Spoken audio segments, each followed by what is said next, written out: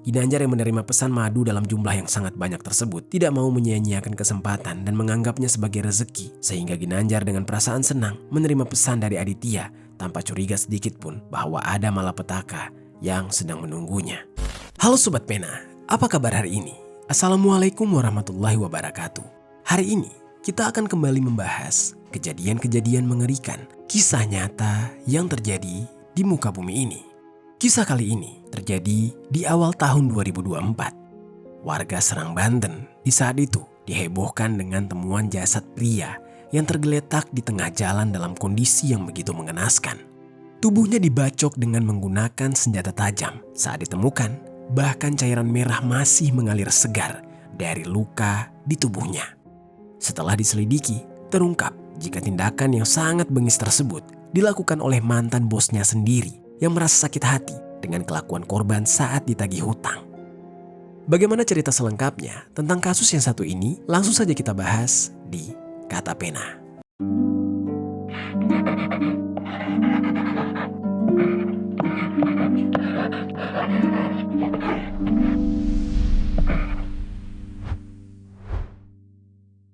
Masih dari sorotan kriminal, seorang pedagang madu di Kecamatan Tanara, Kabupaten Serang ditemukan dia dengan kondisi mengenaskan. Pedagang madu tersebut diduga adalah korban Sebelum kita lanjut ke ceritanya, jangan lupa untuk subscribe channel ini dan bagikan video ini ke teman-teman kalian. Cerita ini dibuat berdasarkan berita yang sudah beredar dan diterbitkan oleh beberapa media publik yang aku sajikan dan aku rangkum dalam bentuk alur cerita. Kita mulai ceritanya. Oh ya sobat, sebelum itu aku punya sebuah informasi. Kata Pena tergabung ke dalam program YouTube Shopping Affiliate. Buat kalian yang ingin mencari barang-barang elektronik yang keren dan bagus dan juga murah, aku punya beberapa rekomendasi produk untuk kalian. Kalau kalian tertarik, langsung saja cek link produk di pojok kiri bawah untuk pembeliannya. Jadi sobat, di Serang, Banten, ada seorang pria yang berusia 43 tahun yang bernama Edi Setiawan alias Alung alias Abah. Edi ini merupakan warga Kecamatan Cipongkor, Kabupaten Bandung Barat. Namun, saat kejadian ini terjadi, Edi sedang tinggal jauh, tepatnya di Kabupaten Serang, Banten, yaitu di wilayah Kelurahan Kalodran, Kecamatan Walantaka. Di sana, dia mengelola sebuah bisnis, yaitu bisnis penjualan madu. Entah sejak kapan, Edi ini mengelola bisnis madunya tersebut. Namun yang jelas, produk dari bisnisnya terbilang cukup laku di pasaran. Bahkan Edi juga memiliki beberapa karyawan yang bekerja untuknya. Mengelola bisnis madu bukanlah hal yang mudah bagi Edi. Sebagai seorang bos, selain mengelola bisnisnya dengan baik agar terus bisa berkembang dan menguntungkan, Edi juga berusaha untuk membuat karyawannya sejahtera. Salah satunya dengan cara meminjamkan uang kepada karyawannya yang mungkin di saat itu tengah mengalami kesulitan ekonomi. Pada suatu waktu, ada salah satu karyawannya yang di saat itu meminjam uang kepada Edi. Karyawannya tersebut merupakan seorang pria yang berusia 30 tahun bernama Ginanjar alias Agin. Diketahui, Ginanjar alias Agin ini juga merupakan warga asal Bandung Barat sama seperti Edi. Lebih tepatnya, Ginanjar berasal dari Kampung Cinta Asih, Desa Wangunsari, Kecamatan Sindangkerta. Di lingkungan sekitarnya, Ginanjar dikenal memiliki ilmu yang membuat dirinya kebal. Ginanjar juga diketahui memiliki keahlian dalam penyembuhan, di mana dia dikatakan dapat mengobati orang secara non-medis, yaitu dengan menggunakan ramuan herbal, doa-doa, serta metode alami untuk mengobati berbagai penyakit, selayaknya ilmu yang dimiliki kebanyakan masyarakat Baduy. Kendati demikian, Ginanjar bukanlah masyarakat asli Baduy, karena aslinya Ginanjar merupakan orang Jawa Barat, tepatnya dari Bandung Barat. Namun dia memang dikenal memiliki keilmuan sakti mandraguna. Ginanjar yang sama-sama merupakan warga Bandung Barat di saat itu diajak untuk bekerja bersama Edi menjadi karyawan. Ginanjar yang diajak bekerja dengan senang hati menerima tawaran pekerjaan tersebut. Setelah bekerja menjadi karyawan Edi, semenjak itu Ginanjar kemudian juga tinggal jauh dari keluarganya. Ginanjar mengontrak di wilayah Tangerang. Tidak diketahui dengan pasti sudah berapa lama Ginanjar bekerja dengan Edi. Namun di saat itu yang jelas, secara tiba-tiba Ginanjar sedang membutuhkan uang yang entah untuk apa uang tersebut akan dia pergunakan. Dan di saat itu, dia tidak sungkan untuk meminta pinjaman uang kepada bosnya, yaitu Edi, dengan jumlah nominal yang tidak disebutkan. Edi ketika mengetahui jika karyawannya sangat membutuhkan uang, dia lantas langsung meminjamkannya dengan harapan nantinya Ginanjar dapat melunasi kewajibannya tersebut. Meski begitu, rupanya setelah lama dinanti, Ginanjar tidak kunjung juga melunasi hutangnya. Edi yang mulanya masih bersabar, lama-kelamaan jadi geram, sehingga dia pun mulai kerap mengingatkan Ginanjar untuk tidak ingkar dengan tanggung jawabnya, yaitu melunasi hutang. Namun sobat, anehnya, Ginanjar yang memiliki hutang malah kesal dengan bosnya tersebut karena selalu menagih hutang padanya. Saking kesalnya, menurut pengakuan Edi, Ginanjar sampai tidak segan untuk mengajak duel dan marah-marah sambil mengeluarkan umpatan kepada Edi di hadapan karyawan lain yang membuat harga diri Edi di saat itu merasa terinjak-injak sebagai seorang atasan. Ginanjar bahkan juga sampai meracuni ikan milik Edi dengan menggunakan madu. Tidak hanya itu, Ginanjar diketahui juga sampai menipu pelanggan Edi dengan mengatasnamakan Edi sehingga membuat nama baik Edi jadi buruk di kalangan pelanggannya. Di tengah emosi Ginanjar pada Edi, Ginanjar di saat itu memutuskan untuk berhenti bekerja dengan Edi dan memilih untuk berjualan madu sendirian dengan cara berkeliling dan menyamar menggunakan pakaian orang Baduy agar masyarakat mempercayai dia jika madunya asli. Saat itu Ginanjar berhenti bekerja. Edi yang tidak ingin memperpanjang masalah pernah mencoba untuk memberi kesempatan kepada Ginanjar sehingga Edi menawarkan Ginanjar untuk kembali bekerja kepadanya. Namun Ginanjar malah melontarkan kata-kata yang membuat Edi semakin tersinggung. Kendati demikian, meski sering mendapatkan perlakuan yang tidak mengenakan, Edi cukup berhati-hati dan tidak berani dengan Ginanjar karena Edi mempercayai kalau Ginanjar ini memiliki ilmu kebal sehingga Edi selalu diam saja, tidak mau melawan. Meskipun begitu, di dalam benaknya, Edi menaruh rasa sakit hati dengan sikap mantan karyawannya tersebut yang benar-benar tidak tahu diri.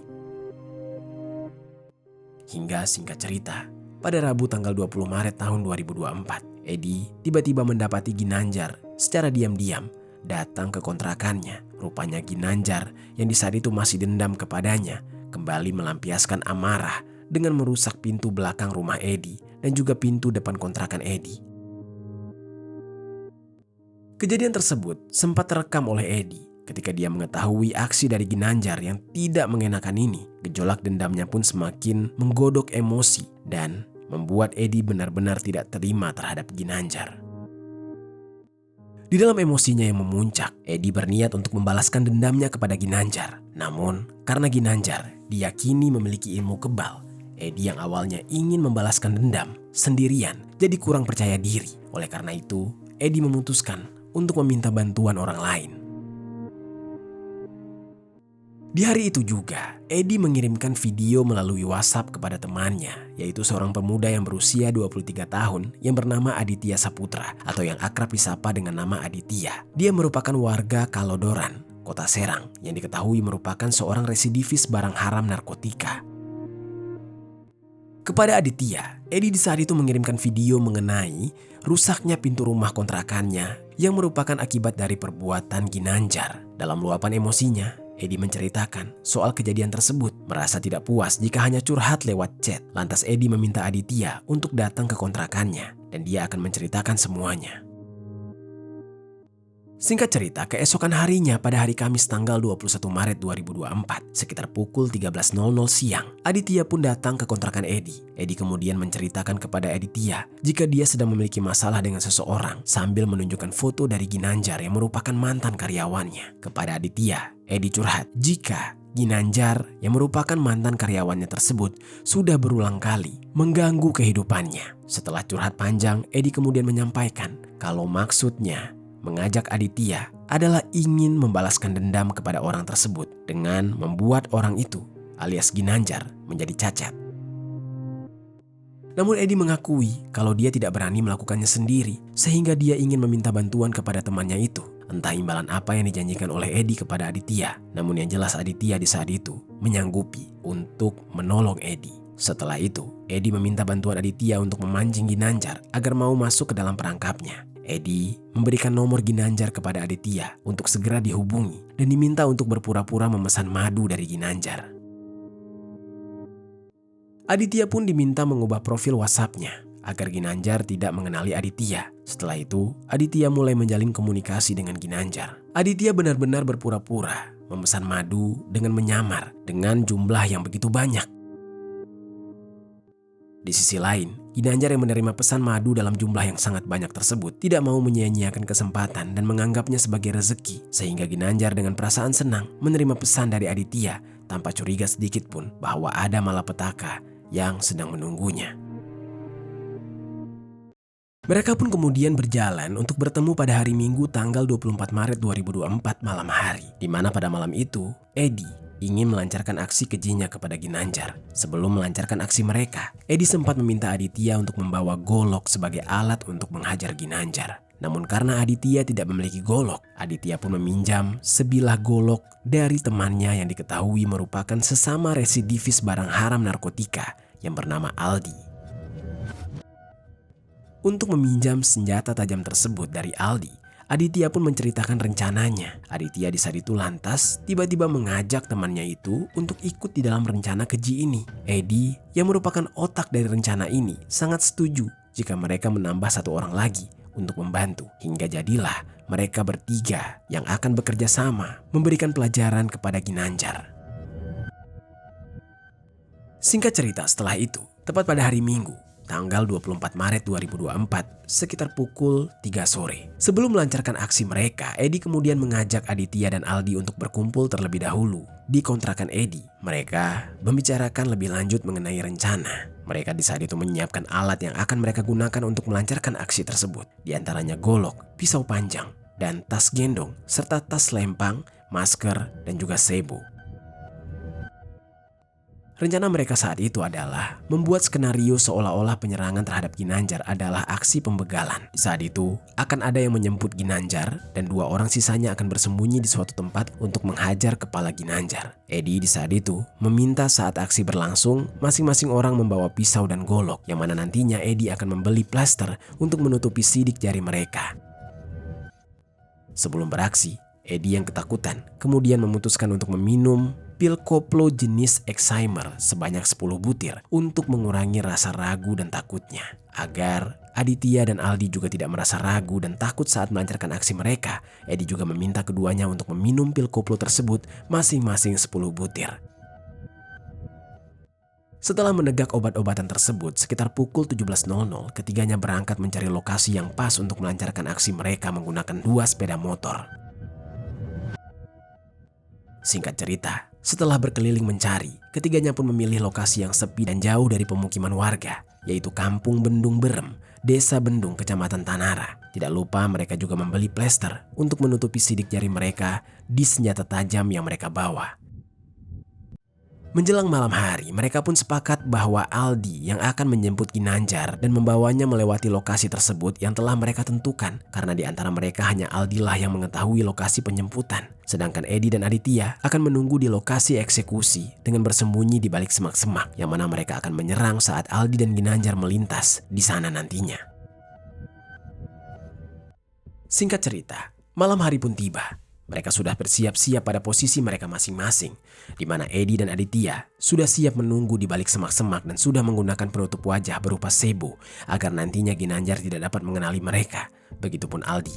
Di dalam perjalanan untuk menjemput Ginanjar di daerah Balaraja, Kabupaten Tangerang, dia menggunakan sepeda motor Honda Beat. Setelah menempuh perjalanan, Aldi kemudian berhasil bertemu dengan Ginanjar. Ginanjar yang tidak curiga, dia benar-benar datang dengan banyaknya botol madu, di mana saat itu Ginanjar menggunakan pakaian atasan dan bawahan hitam adat ala Baduy. Yang diketahui, dia sengaja untuk mengelabuhi pembelinya seakan-akan madu yang dia jual itu asli Baduy. Agar mau diajak pergi menggunakan sepeda motor, Aldi pun berdalih untuk meminta tolong kepada Ginanjar untuk mengobati orang tuanya yang ada di rumahnya dan membayar pembelian madu di rumahnya. Ginanjar yang di saat itu tidak menaruh curiga lantas percaya saja dan ikut dengan Aldi. Di dalam pikiran Ginanjar saat itu mungkin uangnya juga lumayan karena selain uang dari pembelian madu, dia juga akan mendapatkan uang dari pengobatan. Sesuai dengan rencana, Aldi kemudian mengajak Ginanjar ke arah lokasi yang sudah mereka tentukan, di mana dua kerabatnya yaitu Edi dan Aditya sudah menunggu lama di sana untuk menghabisi nyawa dari Ginanjar.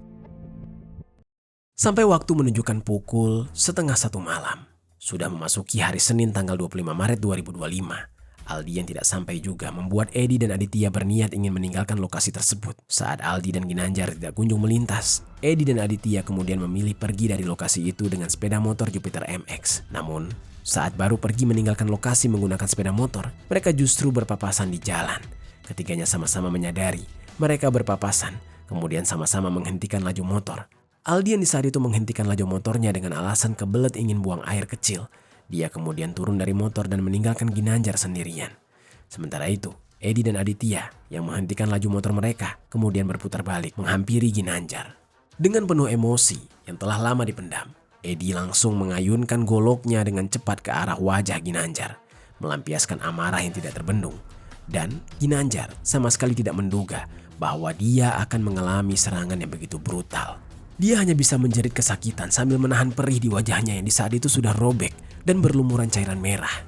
Di dalam kepanikan, Ginanjar mencoba berlari untuk menyelamatkan diri, berharap dapat menjauh dari Edi yang mengamuk tanpa belas kasihan. Namun Edi tidak membiarkan mangsanya kabur begitu saja.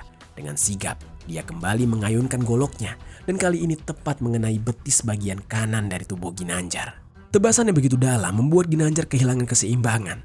Tubuhnya oleng dan akhirnya terjatuh keras di atas aspal yang dingin dan kasar. Tubuhnya menggeliat kesakitan, napasnya tersengal-sengal. Sementara cairan merah perlahan mengalir membasahi aspal. Melihat Ginanjar yang terkapar tidak berdaya, Edi semakin kalap. Rencana awalnya yang hanya ingin membuatnya cacat terasa seperti tanggung. Seketika Edi ingin benar-benar menghabisi nyawa Ginanjar. Matanya merah penuh amarah, tangannya gemetar. Bukan karena ragu, melainkan karena gairah kebrutalannya yang tidak terbendung. Tanpa berpikir panjang, dia kembali membacok tubuh Ginanjar berkali-kali dengan ganas. Goloknya dengan cepat berkali-kali mendarat dan mencincang tubuh Ginanjar, menciptakan luka demi luka yang mengerikan. Setiap ayunan goloknya seolah menjadi bentuk pelampiasan dendam yang selama ini dia simpan. Dan juga seakan-akan ingin membuktikan apakah benar Ginanjar memiliki ilmu kebal seperti yang diceritakan. Dan di saat yang sama, Aldi yang sejak awal menyaksikan kejadian itu ikut terhanyut di dalam kebrutalan. Dia mencabut pisau dari genggamannya dan tanpa ragu ikut menikam tubuh Ginanjar.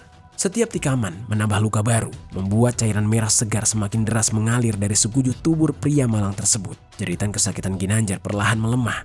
Tubuhnya yang sudah berlumuran cairan merah mulai kehilangan tenaga. Hingga pada akhirnya Ginanjar tidak lagi mampu bertahan. Tubuhnya terkulai lemas, nafasnya terhenti. Matanya menatap kosong ke langit yang kelam. Ginanjar akhirnya meregang nyawa dalam kondisi yang mengenaskan.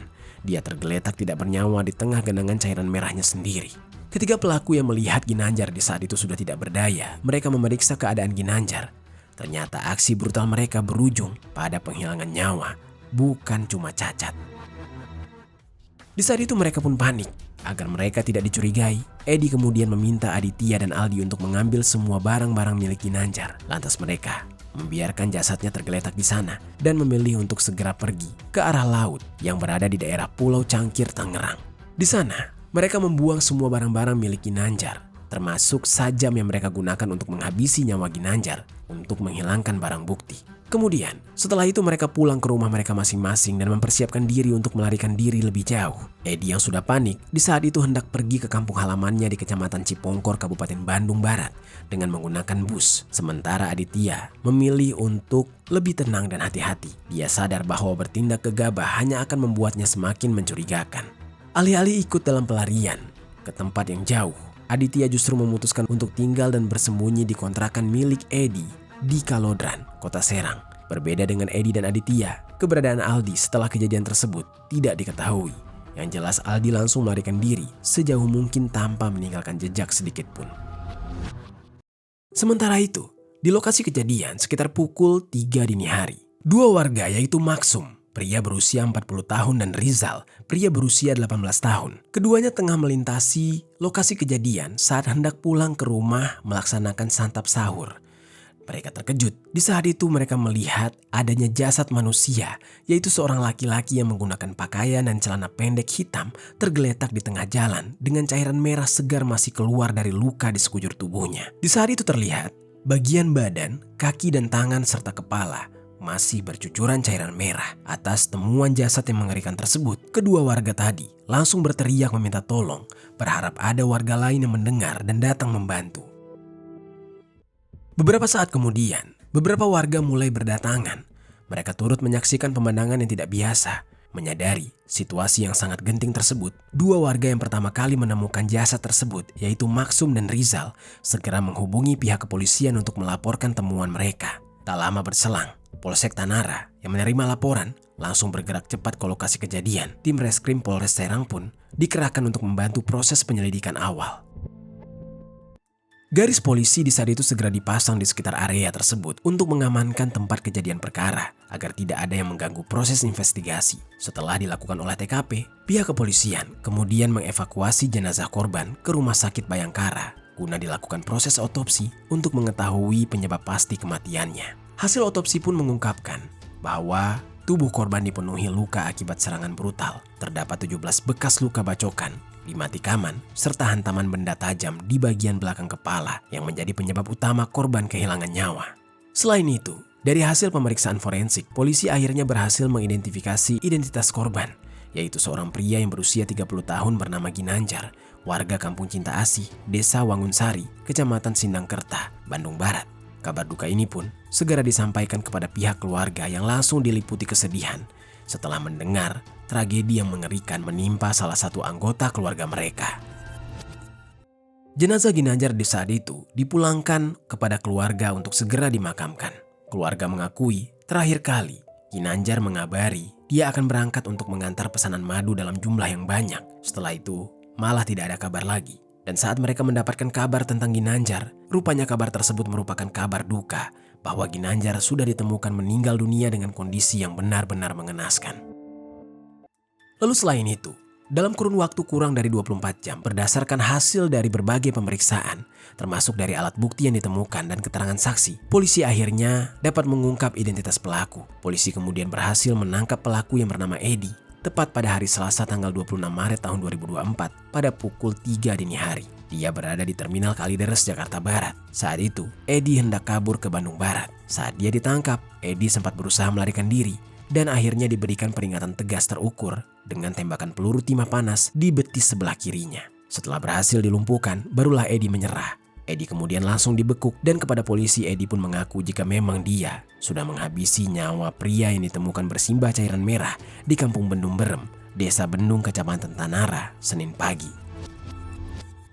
Edi di saat itu juga mengungkapkan bahwa keterlibatan dua pelaku lainnya yaitu Aditya dan juga Aldi, sehingga polisi dengan cepat berusaha menangkap keduanya. Aditya pun berhasil diringkus di rumah kontrakannya, tempat di mana Edi tinggal di daerah Kalodran, Kecamatan Walantaka, Kota Serang pada Selasa sore hari. Namun pelaku lainnya yaitu Aldi tidak berada di kontrakan. Begitupun di rumahnya di Kelurahan Kaligandu. Setelah kedua pelaku ditangkap, polisi meminta pelaku menunjukkan di mana mereka membuang barang bukti. Dan keduanya pun kemudian menunjukkan lokasi dan polisi akhirnya mengamankan sejumlah barang bukti, yaitu golok, baju, celana yang digunakan oleh pelaku, 2 handphone dan sepeda motor Jupiter MX. Setelah dilakukan pemeriksaan lebih dalam, terungkaplah jika aksi brutal tersebut bukanlah aksi begal semata, melainkan ini semua sudah direncanakan oleh otak pelaku yaitu Edi yang mengaku dia dendam dan sakit hati kepada korban yang merupakan mantan karyawannya sendiri. Yang bermula saat korban alias Ginanjar meminjam uang, namun saat ditagih, Ginanjar malah membuat Edi sakit hati dan menyimpan dendam kepadanya. Edi di saat itu mengaku harga dirinya terinjak-injak. Edi yang sudah sakit hati awalnya tidak berani kepada Ginanjar, makanya dia mengajak 2 temannya yang lain untuk terlibat di dalam kasus ini. Atas segala pengakuan Edi, ketiga pelaku didakwa melanggar pasal 340 KUHP sebagaimana dakwaan primer dan pasal 338 KUHP dalam dakwaan subsidiar dengan ancaman maksimal 20 tahun penjara atau hukuman mati. Di saat itu, salah satu pelaku yaitu Aldi masih DPO. Dia tidak bisa ditemukan, bahkan hingga sampai pada hari Selasa 16 Juli 2024 saat Pengadilan Negeri Serang menggelar aksi sidang putusan kepada 2 terdakwa yaitu Edi dan Aditya. Edi sang otak pelaku saat itu dijatuhi vonis hukuman 15 tahun penjara oleh majelis hakim karena terbukti sudah melakukan tindakan kriminal dengan menghabisi nyawa mantan karyawannya sendiri. Sedangkan Aditya dijatuhi vonis hukuman 13 tahun penjara oleh majelis hakim karena terbukti membantu otak pelaku untuk menghabisi korban. Keduanya terbukti telah melanggar pasal 340 junto pasal 55 ayat 1 ke 1 KUHP sebagaimana dalam dakwaan primer. Pelaku lain yaitu Aldi, sampai saat sidang putusan dilakukan, dia masih berstatus DPO dan hingga sampai video ini ditayangkan, tidak ada media yang memberikan informasi lebih lanjut mengenai nasib Aldi, apakah sudah ditangkap atau belum. Itu dia sobat, kisah dari Ginanjar yang harus berakhir di tangan mantan bosnya sendiri akibat perbuatannya yang membuat mantan bosnya tersebut sakit hati. Apa pelajaran yang bisa kita ambil dari kisah ini?